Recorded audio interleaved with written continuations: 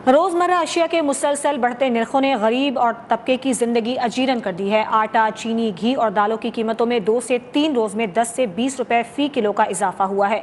इसी पर बात करेंगे अपने नुमाइंदे तारिक हमीद अब्बासी से, जो कि इस वक्त एक मार्केट में मौजूद हैं। तारिक, बताइएगा कीमतों में इजाफे की वजह क्या है?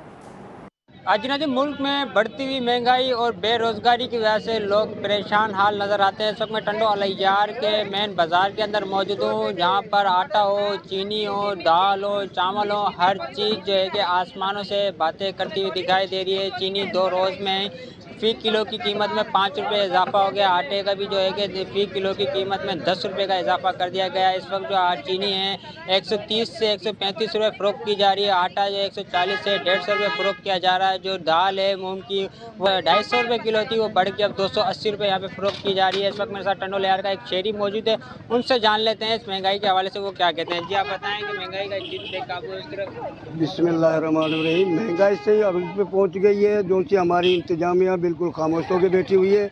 इन्हीं 5-6 दिनों के अंदर जो है चीनी का रेट जो सा 5 रुपये बढ़ा दिया गया है, दाल के ऊपर बढ़ा दिया गया है। इंतजामिया हमारी बिल्कुल खामोश, और वो कुछ भी महंगाई के खिलाफ कुछ भी आवाज़ उठाना नहीं चाह रही है। लिहाजा आवाम बहुत परेशान है। गरीब आवाम के लिए बहुत जीना हराम हो गया और दुब्बर हो गया है, बेचारे गरीब। जी, आपने शहरों की बात नहीं, शहरों का यही कहना था कि ज़िला इंतज़ामिया, प्राइस पर कमेटियाँ वो मंजर आम से में गायब दिखाई देती हैं, मुनाफाखोर मुनाफा करते हुए दिखाई देते हैं, मगर गरीब आदमी इस महंगाई की चक्की में पिसता हुए नजर आता है। गरीब आदमी का यही कहना था कि ज़िला इंतज़ामिया से हम अपील करते हैं मुनाफाखोरों के खिलाफ कार्रवाई की जाए, गरीब आदमी को रिलीफ दिया जाए, जिससे गरीब आदमी का भी 2 वक्त का चूल्हा जल सके। जी, तारिक अब्बासी, आपका बहुत शुक्रिया। आगे बढ़ेंगे।